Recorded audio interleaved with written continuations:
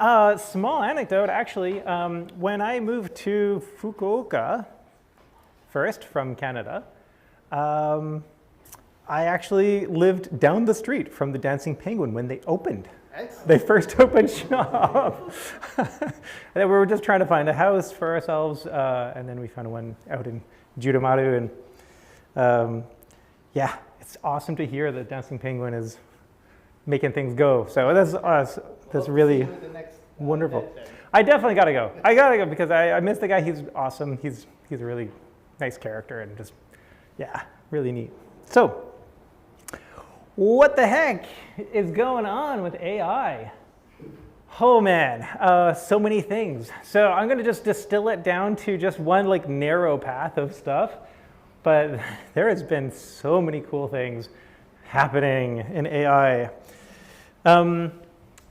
This fellow, Frank Rosenblatt, had this amazing vision from when he was playing with computers back in 1958.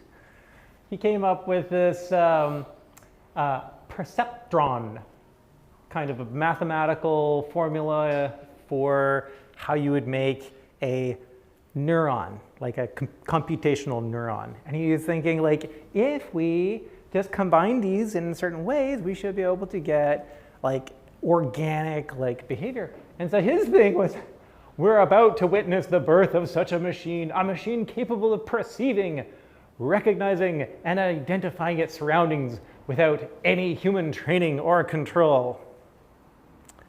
You know you're ahead of the whole world when you get crickets for 30 years. Poor guy. He was so smart. And then it starts to really happen. So who would have thunk the post office, mailing stuff, would need technology to this degree? But, you know, there's some experiments about multi-level perceptrons. And then there's this kind of work for making this way of processing your neural network and training your neural network in a way that was scalable and automatic. And that was the emergence of the deep neural network. You have multiple layers, and you just had enough compute power. You could do a fair amount of stuff with a lot of number crunching, but it was hard to understand what was really going on. But you know, that didn't stop scientists from trying things. Well, things got really interesting when pattern recognition was starting to get really good with some of these deep neural networks. And they needed data that was kind of like a standard, like a baseline.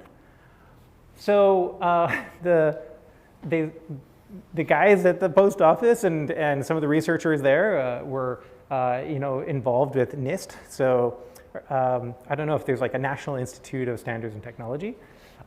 They were like, well, we should make a standard. We should make a big data pool, and let's go and use our resources across the country. So they got a standard set of numbers, these numbers, 2s, 3s, 4s, and letters, lowercase, uppercase, English-centric, of course, but they got them all registered in about the right place, and they're all the kind of weird ways that people write things. And they started using that as like your benchmarking tool for trying out all these networks. Well, really quickly, convolutional neural networks started to emerge, and convolution just means crunching the numbers again and again as a mask across your pixel grid, and you're looking for patterns in that pixel grid. And convolutional neural networks basically operate under the principle that you just train the whole network, it's doing this thing, and then you just see if it can spit out the correct number. So, well, 20 years is, 20, 30 years? 30 more years. Things get really interesting. So by this point, GPUs were getting really powerful.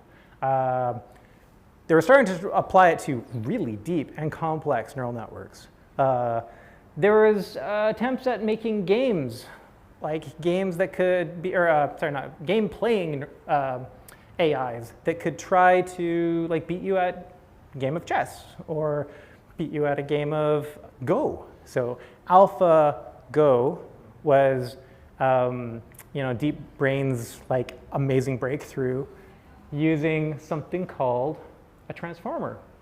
Attention is all you need. This paper was so groundbreaking because basically what it's doing is it's like, how do we make computers where you have a lot of thinking going on pay attention?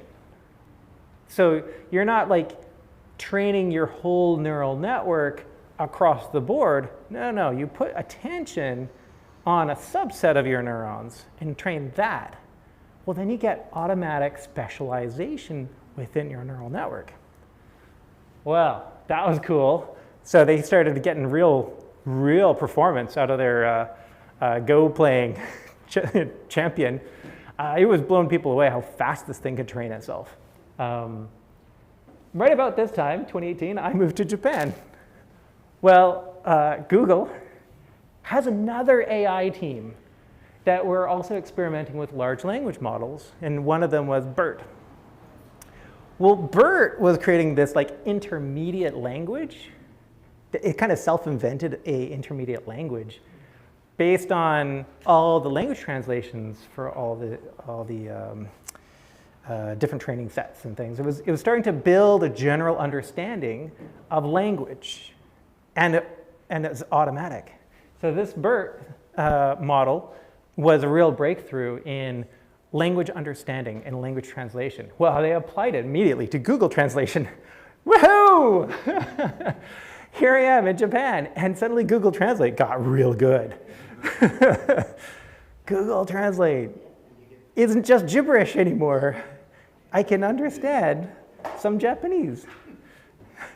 Now, actually, I did come to Japan a little earlier, and I did get by with the AI, with Google Translation before. It was fun. I had a hoot. So actually, I fell in love with Japan before I moved here. Well, OpenAI enters the chat. 2018, they came out with this thing called GPT-1. And all of their training, the whole concept was, well, why don't we build a large language model around the concept that it just needs to predict the next word or the next token and just iteratively generate that.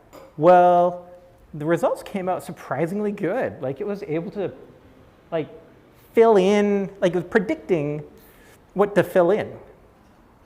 Well, it's getting pretty good at filling in, but when you look at the generation of the output, it gave us an inkling feeling that it kind of knows how to reason about the context, because it's filling in more than just fill in the blanks. It could fill in, SQL queries. It could fill in some Python code, but within that Python code, it'd be like, hey, this is not bad. Like the syntax is spitting out is kind of okay. Well, GPT-1 was very small at that time. It was 117 million parameters. Well, they were like, okay, well, what if we scale it up a bit, make it bigger? So fast forward to 2022, GPT-3. It turns out the scaling of a large language model is really nice and predictable. You throw more tokens, like you throw a bigger set of parameters at it, in this case 1,000 times bigger. 1,000 times bigger model. Oh man, that's taking a lot more computational power. But it could write really well. It could actually articulate ideas with clarity, and it seemed like it has some sort of forethought. At this point, most people are like, no, there's no way that AI is thinking on its own. It's just a very smart statistical machine. It's just putting in the next token, and it's just filling in the blanks and the patterns and stuff. And Yes, to most degree, you could see how it falls down, and it can get stuck in these like context traps, where you kind of prime it, and it can go way into these funny ways. We were just talking about Bing, so people were punching in some like chat with Bing, and then like having it like fall in love with them, and then try to convince them to divorce their spouse. Ooh, creepy, but you also kind of realize that it would also fall in like other kinds of funny ways. Like it would just go and it'll just like yell at you, blah, blah, blah, blah, and you're like, oh, it's stuck in a loop. Like you could see how the terminating conditions for the AI, it was not smart. It was a statistical machine at this level, but it was still sometimes able to produce pretty convincing text. It felt kind of alive. This was kind of a creepy realization. This clicked for me so bad. When you're building a giant neural network with, hundreds of billions of parameters, there's a lot of things going on. And, this is the unsupervised learn beast of the AI's full capabilities. And then you try to do supervised fine-tuning, and you get a semblance of a person out of the supervised fine-tuning. And you throw out a bunch of data that is, this is what I expect your network to put out. This is the kind of response we expect. And so you tune up the parameter space so it kind of behaves like a human. And then this RLHF is this like, ta-da! It's this like personality that's emerged from just having guided feedback. So actually interacting with humans, actively giving it, yeah, that was great, or no, that wasn't great. So what OpenAI has done with the full release of ChatGPT, if they've unleashed a global scale training system to train their neural networks, to get them to behave more and more like a nice personality, a nice character. Pretty wild. But keep in mind, there's a lot more going on. So if you want, you can go into the API backend, you can go into the playground, and you can get it to do some pretty exotic things. There is so much more capability in this AI than the personality that it puts on. It can translate across languages very, very well. It can help you explain things. Like, if I have a question about a thing, and I go, okay, can you break that down for me? It does a very good job of breaking it down. I can throw out code with very little context about what that code is doing or where it's in, and it will go, oh, it looks like you're doing this and this and this. It has a better grasp of coding than I realized. It keeps on surprising me. Well, who of you use GitHub Copilot? Who uses GitHub Copilot? I use GitHub Copilot. I use GitHub. Okay, we have some people. Okay. GitHub Copilot uses OpenAI's Codex model. It's a 12 billion parameter model, not very big. It's 1/10 the size of GPT-3. But it's specialized in understanding code and giving you code results. And it's fast, and that's why. It's a pretty small model. Small. 12 billion. Holy cow. Let's just go back here. This is 175 billion. It can write a news article. 12 billion. It can generally do a good job of helping autocomplete stuff in your code. And it's really uncanny. Like, you can write like a comment and say what you want it to do, or you can copy and paste some JSON. Like, here's a data structure. Can you just write a decoder for that in any language, like C++? Even it's like hard to write JSON parsing. Sure, it'll just write out some JSON parsing for you. It'll make the data structures for you. It'll just like write Python code to like, sure, yeah, I can handle that data structure for you. No problem. Here's a fast way to do it. Very, very, very convenient for working with new things you've never worked with before, and just like figuring it out, having AI assistance. But holy cow, things got different with GPT-4. So in the training of AI, usually you have a metric, some sort of like measurement of how good is it doing at these tasks, like compared to people, compared to other algorithms, compared to whatever. GPT-4 had a very strange inflection. I should have put the graph in here. It's actually from their release paper about GPT-4, and this is coming from. Oh. Oops, sorry. Oh, okay, we're good. Okay, this is actually coming from their paper. So this is a multimodal model. Blah, blah. It can see. It can. Yeah, it has visual input. I don't think it has audio input, but it just text input, visual input as modalities into the language, into the model. It's a 1 trillion parameter model. It's huge. It's a beast of a model. But like, check out how it can understand. Like, it can see this image and go, the unusual thing about this image is that a man is ironing clothes on an ironing board attached to the roof of a moving taxi. No other visual model could pull out text to that degree. They were starting to, where they could kind of do a little bit of a correlated descriptor output thing, but this is like next level. This is reasoning about what's going on. And I can show you just how good it is. I'll fire it up on my phone. So it's a poet, it's a story writer, it's a coder, and it can see. And more research has been going into this, and they're really finding it's showing early signs of artificial general intelligence. AGI is kind of the holy grail of artificial intelligence. This is when you have emergent behaviors of a computing system where it's pretty close to self-aware. It knows what it's doing, and it's able to adapt to the context, and it can be put into so many different contexts. Already, you can do so many things just with very simple prompting.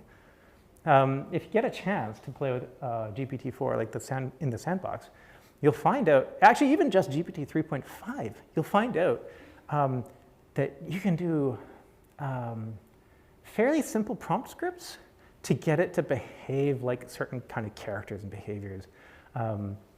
And playing with GPT-4, I did a lot of like psychology tests to see, could it understand emotions within the phrases that I gave it?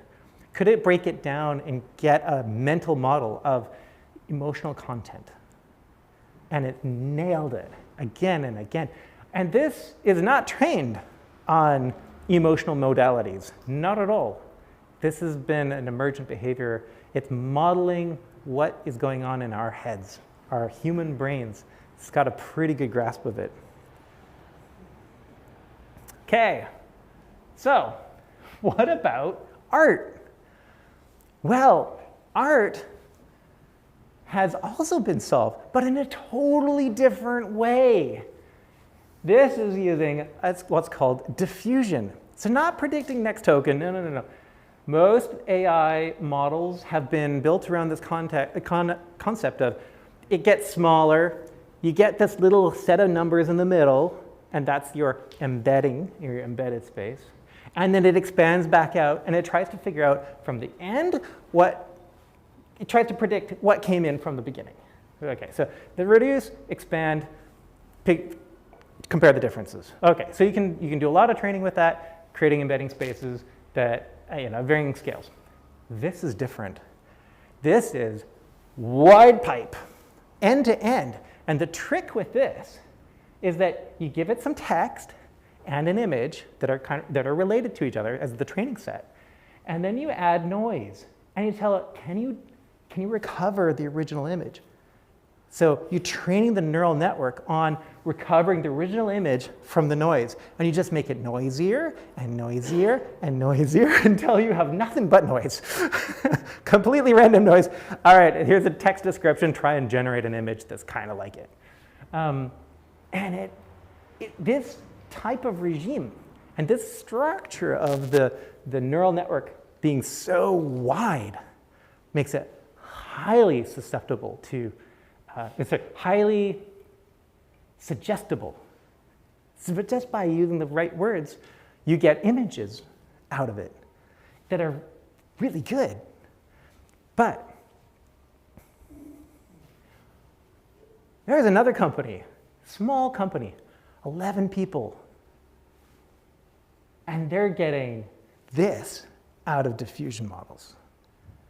Super, super high quality renditions through extremely detailed descriptions. You can kind of coax it, and there's lots of ways, lots of commands and parameters to let you play around. It has one really key function here. It can do this like zooming, like a kind of infinite zoom. It can do filling out. So there's a lot of things that diffusion models are really good at. You can kind of seed them with some of their parameters being the image itself. And then it will go and fill out the rest. And this is just amazing to see.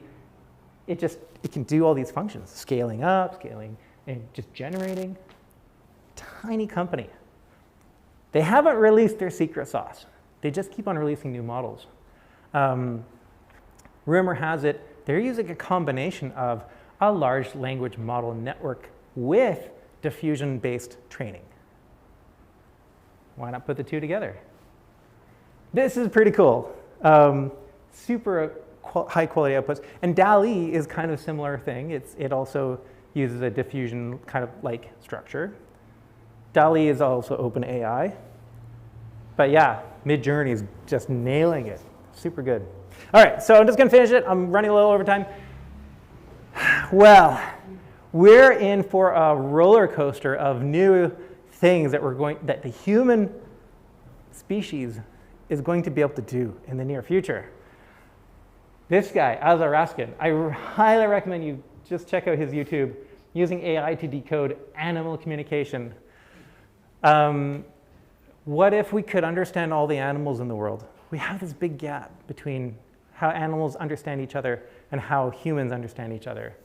Well, what if humans could understand animals and animals could understand humans better? What if you could speak whale? That's what he goes into.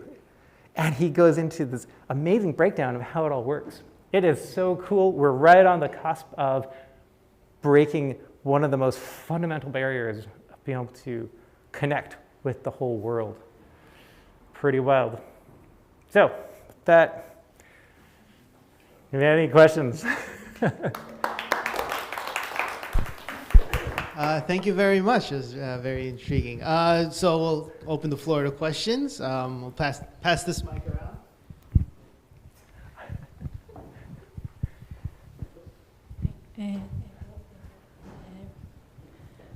I barely remember that last year, or maybe early on this year, do you know Carl Newport? The author of Deep Work, who is a computer scientist in America. He said that AI cannot think deeply because it just picked the last sentence it generated and generate the next sentence based on that. AI cannot think things in a big picture kind of thing. So sorry, my grammar is just corrupted. So, anyways, he said that he said this opinion before the GPT-4 arrived. So, what do you think about its evolution? It's a good question. It's a good question. There has been a huge shift in thinking, I think, in the AI community when GPT-4 arrived. Because as people started to work with GPT-4, they realized that no, that there's definitely much more going on. The inflection, I should pull up the graph, but the inflection point is one of the metrics of how it could problem solve novel situations. And it went, like, it actually got worse for the larger models. And then something happened where it crossed this threshold where it got significantly better. So GPT 3.5 kind of got worse. And then GPT-4 came in, and it was significantly better at novel situation problem solving. So is this about the short-term memory or long-term memory thing?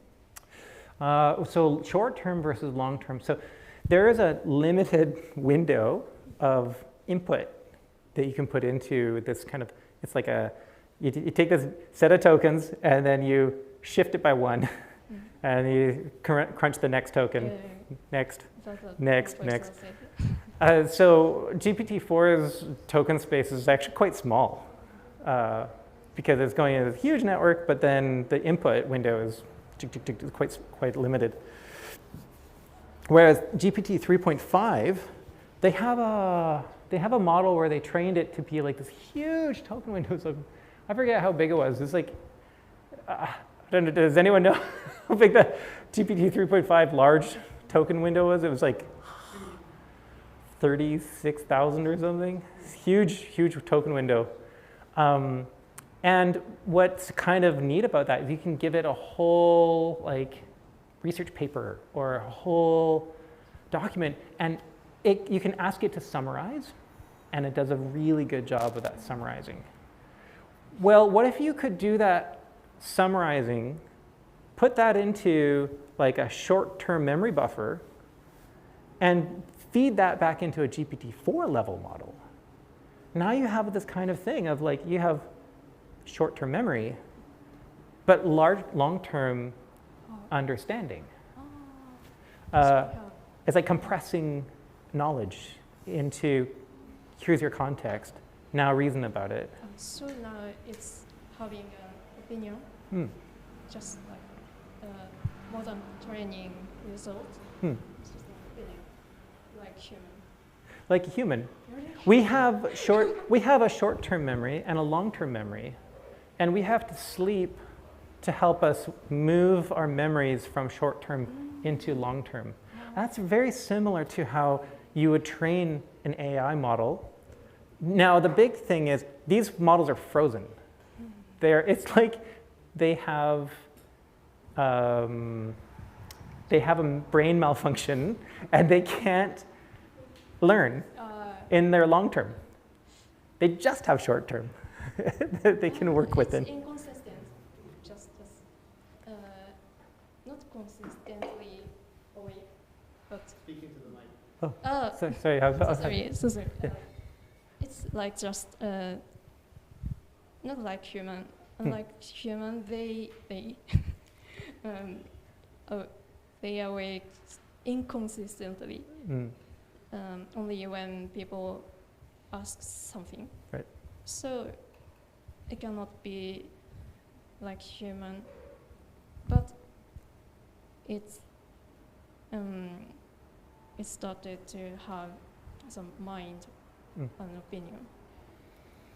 Am I understanding? Yeah. So its its opinion is baked into a frozen image of its mind. Right? It has, you can think of it as being, it has a brain, but it's reset every time you start a new chat. That's the professor I mentioned said. Yeah, that's exactly. Yeah. So. See if we have any more questions. Oh, sure. Oh, Yeah. Oh, that's so good. Oh, yeah. So you're discussing about unsupervised learning that was happening in the process of it evolving. Was there a particular trend or direction that it preferred to learn about? Or was it just like it went just everywhere and tried to learn everything it could about anything? So this is the funny thing about how AI training works. There's no opinion in the process. There's no pain in their learning. You know, AI models are just they're scored at how well they're generating the guesses of their tokens, right? And you know, like you and I, we would be told something. We would say any number of things, right? So there's our capacity to reason is not by predicting the next word accurately. It's our ability to reason. We're generating new words. We're not on a fixed path. We're on our own path. And so this is where I think AI models, they're going to get really good because we now have crossed the threshold where we have to, right now, we bootstrap the whole idea of training a machine with next token prediction. But now we can actually use other methods of checking if it's good. So we're checking if it can beat SAT scores, if it can do the SAT exam, and in like novel questions that it's never seen before, and do really good at it. Well, that is no longer predicting the next token. That is now being scored on an actual SAT exam. And you can feed back, yeah, you did a good job, or no, you didn't. And you can still do that gradient descent back propagation to give it the feedback, to embed that into the neural network. So it's no longer about predicting next token. It's now about answering the question correctly. We've bootstrapped to the point where now we can train AI to be smart and to be good thinkers, like reasonable thinkers. Thanks. Yeah. So actually, just back to that about dreaming and AI. So there's actually currently a problem in the field where all of the AI tools are built around high performance number crunching for a frozen model. Who's heard of John Carmack? Yes. id guy. So he's known in the computer games industry for making first-person shooting games. But he's just a really smart guy. And he actually kind of charts the direction for video chip makers. He's got the numbers of all the guys in like NVIDIA and AMD and Intel, and so he can just talk to any of them and get stuff going. He's now really going after developing AI tools that are online learners, real time. If you can get that feedback and feed that back into your large neural network, what does that look like if it's all online, all active learning? That is no longer just short-term memory.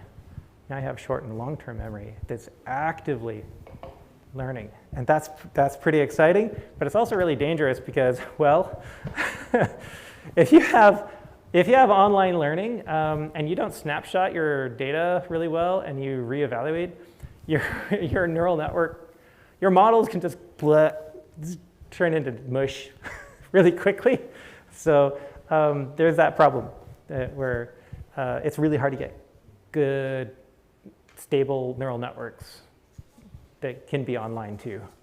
So that's an open problem. Yeah, our brains are really good.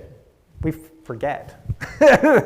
We forget the useless information. Yeah. All right. I think sorry. wrap it up there. Well, thank you very much. Please give another round of applause for Aaron.